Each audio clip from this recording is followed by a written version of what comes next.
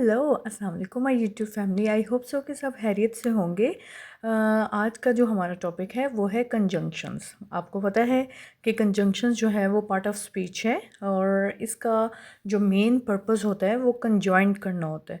और कंजॉइंट का मतलब होता है कि दो वर्ड्स को, दो सेंटेंसेस को, फ्रेजेस को, क्लॉजेस को मिलाने के लिए जो हम वर्ड यूज़ करते हैं that is consider as conjunction. Okay.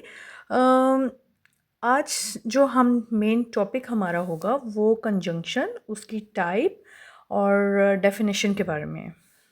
Let's again talk about the conjunction for your better understanding.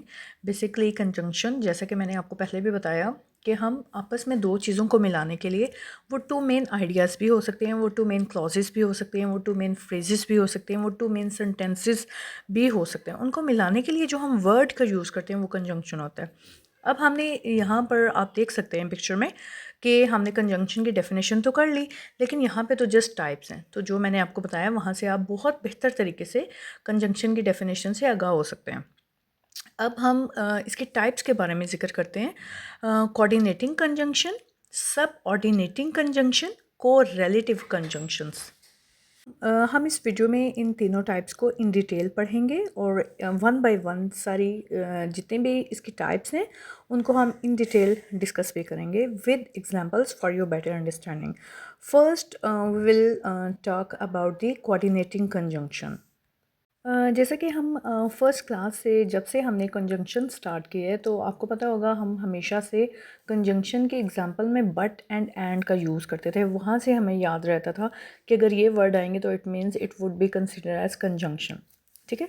Basically coordinating conjunction का काम ये होता है, जैसा कि मैंने आपको पहले भी बताया, कंजंक्शन का काम ही ये है कि कंजॉइंट करना, दो चीज़ों को आपस में मिलाना। दो सेंटेंसेस हैं, क्लॉजेज हैं, वर्ड्स हैं या पार्ट ऑफ स्पीच हैं जिन्हें हम आपस में मिलाने के लिए जो वर्ड यूज़ करते हैं वो कंजंक्शन होता है। और उसके लिए एक कुछ स्पेसिफिक वर्ड्स दिए जाते हैं। यहाँ पर एक टिप एंड ट्रिक भी दूंगी मैं, फैन बॉयज़, जैसा कि आप इस पिक्चर में देख सकते हैं, FANBOYS। अब F stand for, A stand for and, N stand for nor, B stand for but, O stand for or, Y stand for yet, and S stand for so. So basically these are the words for and nor but or yet and so. These are the words which we use as a coordinating conjunction. As I can you give the example of coordinating conjunction?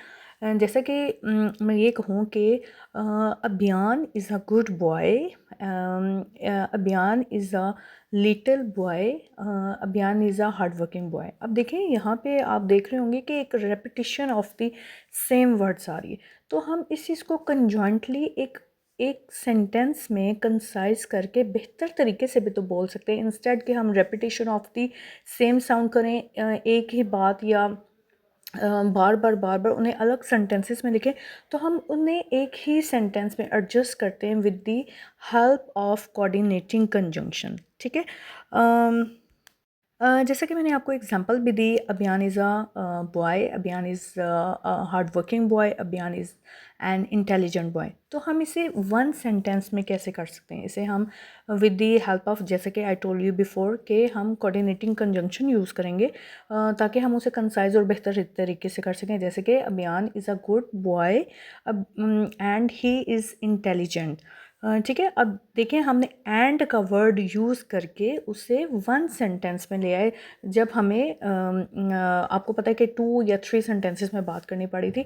अब हम उसे देखें conjunction हमें help out करता है कि हम अपनी लैंग्वेज को बेहतर बना सकें, रेपिटिशन से अवॉइड करें और एक ही सेंटेंस के मतलब बार बार लिखने से बेहतर है कि आप उसे शॉर्टली बट प्रिसाइजली, कंसाइजली और बेहतर एक आई अपीलिंग, आई कैचिंग तरीके से आप लिख सकें। सो इन सिंपल सेंटेंसेस में कोऑर्डिनेटिंग कंजंक्शन हम यूज़ करेंगे जहाँ पर हमने अपने क्लॉजेस को, वर्ड्स को, मेन या पार्ट ऑफ स्पीच को, या फिर हमने टू आइडियाज़ को कंजॉइंट करना होगा। तो उनके लिए जो हम वर्ड यूज़ करेंगे वो है फॉर एंड नॉर, बट और yet and so. So these are considered as coordinating conjunction. I hope so it would be clear. Further हमारे पास कुछ एग्जांपल्स हैं, उसके अकॉर्डिंग भी हम उन्हें इन डिटेल पढ़ेंगे। For your better understanding, I will show you one picture as you can see on your screen. That is connectives and transitional devices. Okay. Basically यहाँ पे आप देख सकते हैं कि ये ट्रांजिशनल डिवाइसेस या कनेक्टिव या जिन्हें हम कंजंक्शंस कहते हैं, ये एक ब्रिज का रोल अदा कर रही होती हैं। ब्रिज क्या होता है? ब्रिज जो दो चीज़ों को आपस में मिलाने के लिए हम बनाते हैं।